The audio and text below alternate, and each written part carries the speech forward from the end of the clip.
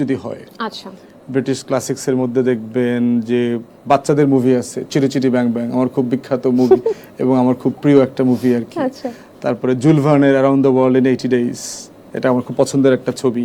চমৎকার। অসাধারণ ইনোভেশন, মানে যেগুলো মুভিতে দেখানো হয়েছে 150-200 বছর আগে, তার প্রত্যেকটা এখন আবিষ্কৃত হয়ে গেছে। জেন অস্টিনের লেখা মুভিগুলো আমি পড়েছি, প্রাইড অ্যান্ড প্রেজুডিস মুভিও দেখেছি আর কি।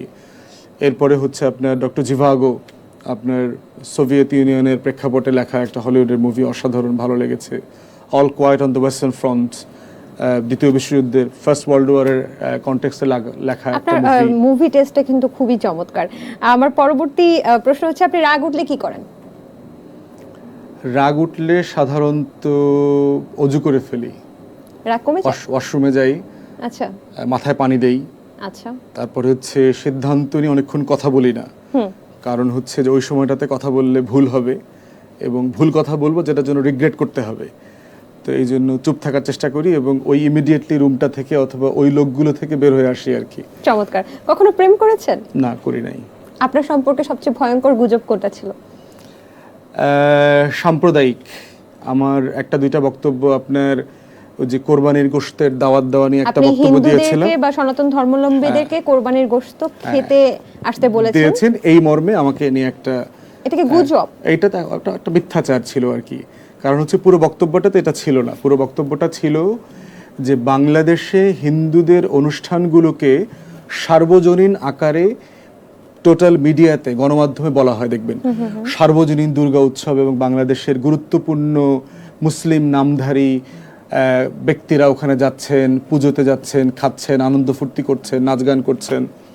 তো সেই জায়গাতে আসলে আমরা যখন দেখি যে আমাদের মুসলমানদের যে অনুষ্ঠানগুলো আছে, ঈদ আছে, ঈদ উদযাপনটা কেন যেন সার্বজনীন না।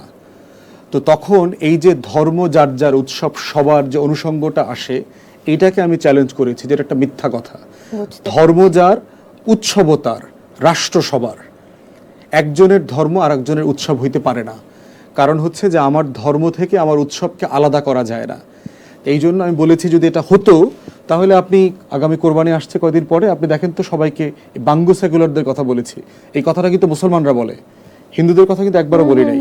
ধর্ম যার যার, রাষ্ট্র উৎসব সবার, এই কথাটা হাসিনা থেকে শুরু করে দেখবেন বাংলাদেশের রাজনৈতিক নেতারা সবাই বলে এই কথাটা। তা আমরা বলেছি তাহলে এটা দেখেন না, প্রমাণ করে দেন যে উৎসবটা সবার কিনা। মানে মুসলমানরা যদি হোলি খেলতে যেতে পারে যায়, তাহলে আমাদের কোরবানির উৎসবে আপনারা শামিল হন, দেখেন এটা সমান হয় কিনা, এটা সার্বজনীন হয় কিনা। তাহলে মুসলমানের জন্য যেভাবে পূজায় যাওয়া নিষেধ, তার ধর্ম এটা অ্যালাউ করে না। মুসলমানের জন্য যেভাবে হোলি খেলা নিষেধ, হিন্দুর জন্য গরুর গোশত খাওয়া নিষেধ। তিনি আমার কোরবানিতে আসার দরকার নাই। এটার ভিতরে কোনো সার্বজনীনতা নাই।